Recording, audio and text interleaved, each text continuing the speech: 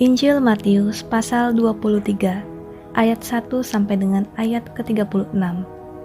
Yesus mengecam ahli-ahli Taurat dan orang-orang Farisi. Maka berkatalah Yesus kepada orang banyak dan kepada murid-muridnya, katanya, ahli-ahli Taurat dan orang-orang Farisi telah menduduki kursi Musa. Sebab itu turutilah dan lakukanlah segala sesuatu yang mereka ajarkan kepadamu.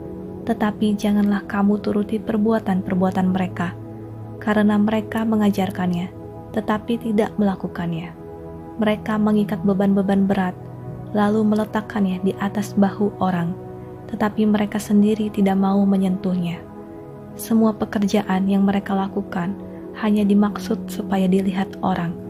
Mereka memakai tali sembayang yang lebar dan jumbai yang panjang. Mereka suka duduk di tempat terhormat dalam perjamuan dan di tempat terdepan di rumah ibadat. Mereka suka menerima penghormatan di pasar dan suka dipanggil rabi. Tetapi kamu, janganlah kamu disebut rabi, karena hanya satu rabimu, dan kamu semua adalah saudara. Dan janganlah kamu menyebut siapapun bapa di bumi ini, karena hanya satu Bapamu, yaitu Dia yang di sorga. Janganlah pula kamu disebut pemimpin, karena hanya satu pemimpinmu, yaitu Mesias. Barang siapa terbesar di antara kamu, hendaklah ia menjadi pelayanmu. Dan barang siapa meninggikan diri, ia akan direndahkan. Dan barang siapa merendahkan diri, ia akan ditinggikan. Celakalah kamu, hai ahli-ahli Taurat dan orang-orang Farisi, hai kamu orang-orang munafik, karena kamu menutup pintu-pintu kerajaan sorga di depan orang, sebab kamu sendiri tidak masuk, dan kamu merintangi mereka yang berusaha untuk masuk. Celakalah kamu, hai ahli-ahli Taurat dan orang-orang Farisi, hai kamu orang-orang munafik, sebab kamu menelan rumah janda-janda, sedang kamu mengelabui mata orang dengan doa yang panjang-panjang. Sebab itu kamu pasti akan menerima hukuman yang lebih berat. Celakalah kamu, hai ahli-ahli Taurat dan orang-orang Farisi, hai kamu orang-orang munafik, sebab kamu mengarungi lautan dan menjelajah daratan untuk menobatkan satu orang saja menjadi penganut agamamu, dan sesudah ia bertobat, kamu menjadikan dia orang neraka, yang 2 kali lebih jahat daripada kamu sendiri.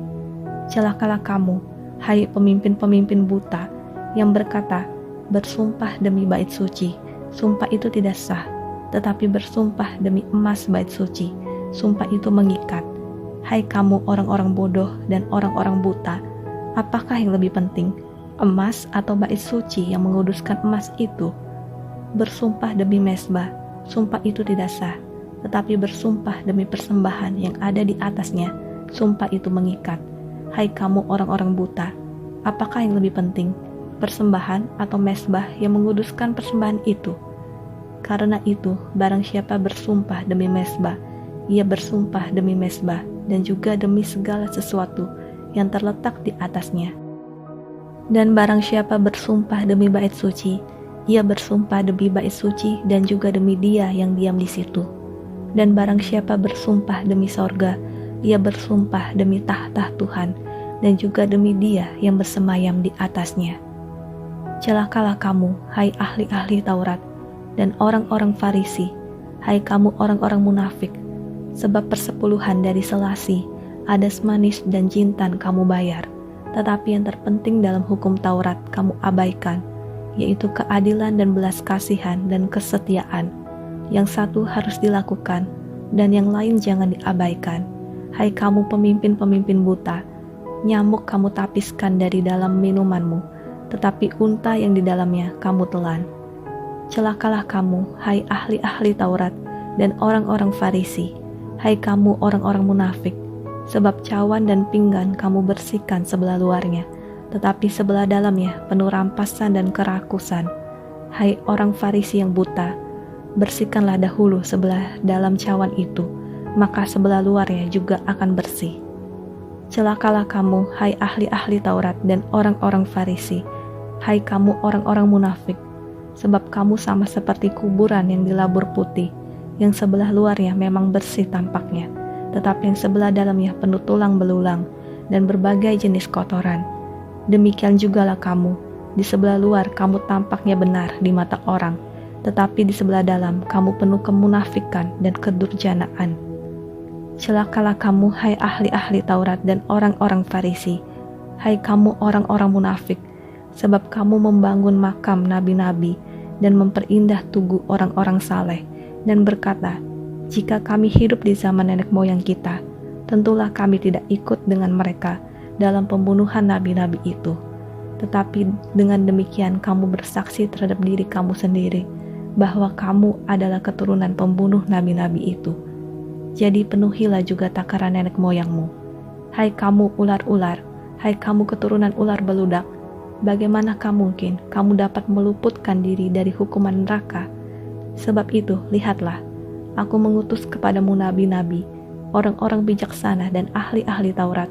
Separuh di antara mereka akan kamu bunuh dan kamu salibkan, yang lain akan kamu sesah di rumah-rumah ibadatmu, dan kamu aniaya dari kota ke kota, supaya kamu menanggung akibat penumpahan darah orang yang tidak bersalah, mulai dari Habel, orang benar itu, sampai kepada Zakaria, anak Berekia, yang kamu bunuh di antara tempat kudus dan mezbah.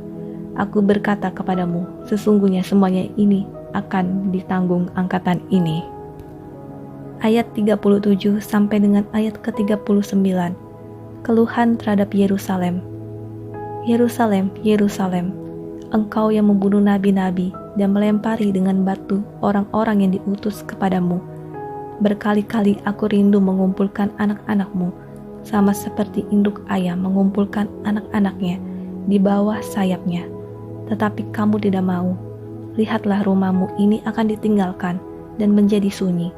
Dan aku berkata kepadamu, mulai sekarang kamu tidak akan melihat aku lagi, hingga kamu berkata, diberkatilah dia yang datang dalam nama Tuhan.